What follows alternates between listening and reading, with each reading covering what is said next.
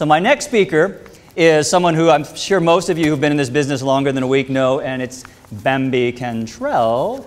And Miss Bambi, now I gotta tell you, she is Miss Awesome Sauce, okay? But when I first started going to conventions, this is, you know, gosh, should I say how long it was, Bambi, that I've been seeing you? That's okay. It's all well, anyway, so it doesn't she matter. is the princess of imaging, or something like that. But one of the first workshops I went to a lot of years ago was one of Miss Bambi's workshops. And I was immediately impressed at all these workshops that I went to.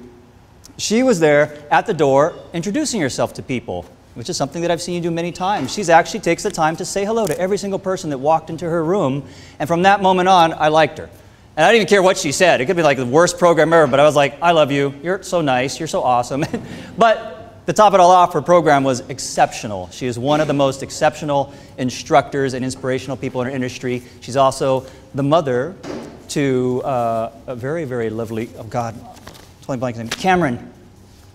And I think for any parent, that's one of your crowning achievements, is being a great mother, a great wife, great husband, for me, not a wife. And so she should be very proud of that. She's teaching a workshop, if you guys interested in learning from Bambi, sponsored by Metropolitan Bride, is that right? Coming up pretty soon, that's what I heard about. And if you get a chance to go to her workshops, please do. Bambi Cantrell, come on up.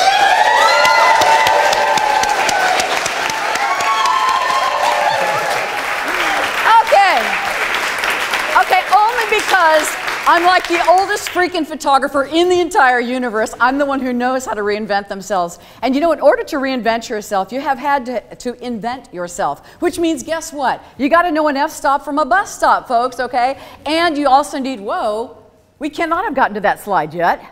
But that's okay, I'm not going to worry about it.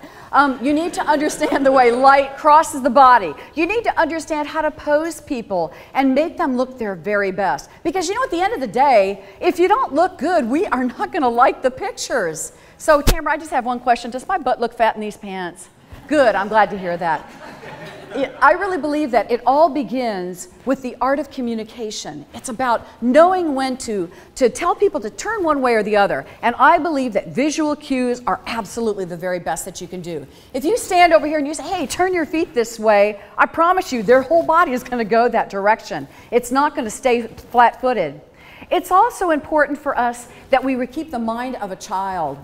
You know, you got to have patience like little children do. You know, if you look at this little kid, you know, they're not going to just give it up for anyone. And I have to tell you, when I started in photography, I was absolutely petrified to photograph little kids. I mean terrified. I would rather run from the room than photograph children. I'd rather photograph mature older women like this because I kind of related to them. But one of the things I've learned is that no matter who the subject is, who you are, that you have got to get engaged with that particular person. And it's gonna take effort. That you cannot sit back on your little lazy behind and whine and gripe because it didn't go the way you wanted it to go. But only it's because you didn't do anything to do it. So I say, instead of sitting back on your haunches, get that reflector or get that mirror, as in that photograph, drag it down to the beach, be willing to work really hard to get what you need to get done. Lay that fine foundation. And then be willing to do something crazy, like create a dress out of newspapers, which is what I did with this photograph. I really believe in saying, what if? Well, what if I create a dress out of crazy things like newspapers? What's going to happen? You know what happens? Your client loves the experience. And the experience is the most important thing that you can give a person. Give them a great experience and they will love your pictures. Also, I want you to think of abstract things as in a way that becomes something else. So in other words, think of a chair as becoming a potential background. Be willing to have little kids go running down the hallway, throwing their arms up and screaming at the top of their lungs, because what happens right after that, you get the Holy Grail. You get people doing what happens naturally and get amazing experiences. That couch right there that you see in this photograph was the background that you saw early in the girl with the hair, the crazy hair thing going on.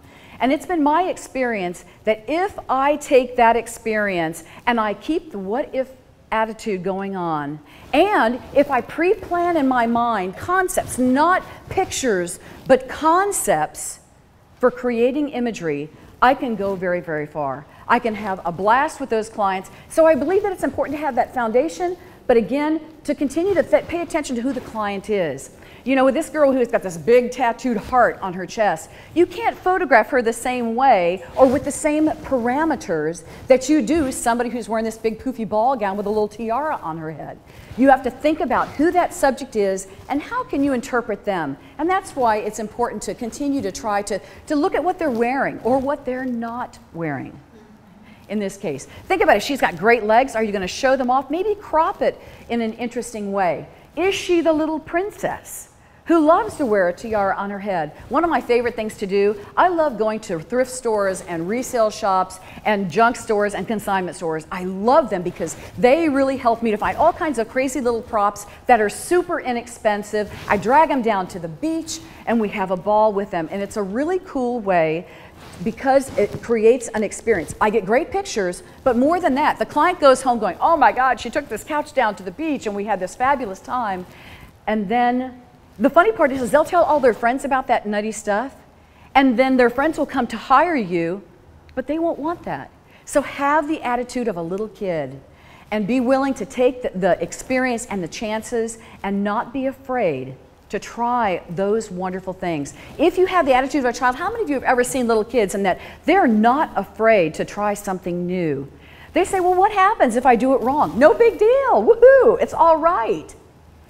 You and I are the ones that get ourselves so worked up, and Tamara, you brought it out so very well, and that we're the ones who work ourselves up into a frenzy, and oh, if we make a mistake and we take a bad picture, we beat ourselves to death for weeks about it. I say, put it in a rocket ship, shoot it to the moon, because you cannot change that. All you can do is move forward and go from there.